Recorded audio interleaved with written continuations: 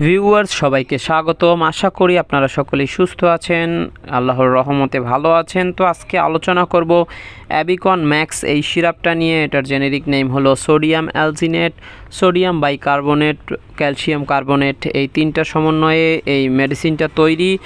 এরপরে জেনে নেই এই অ্যাবিকন ম্যাক্স আপনি কেন সেবন করবেন, এটা কি কি কাজ করে। এটি সাধারণত যাদের বুক জ্বালা পোড়া আছে, অত্যাধিক বুক জ্বালা পোড়ার জন্য অসহ্য বুক জ্বালা পোড়া, তারা এটি সেবন করতে পারেন।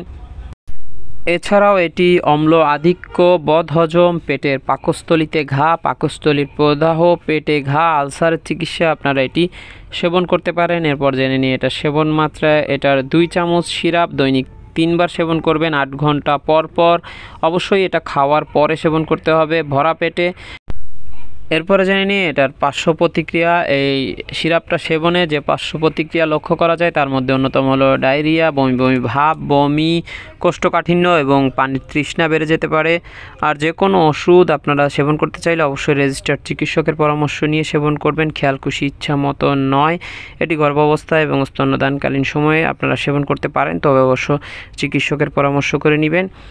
ভিডিও ভালো লাগলে লাইক দিয়ে চ্যানেলটি সাবস্ক্রাইব করবেন। আপনি সম্পূর্ণ দেখেছেন বলে অসংখ্য ধন্যবাদ। দেখা হবে। আল্লাহ হাফেজ। আসসালামু আলাইকুম।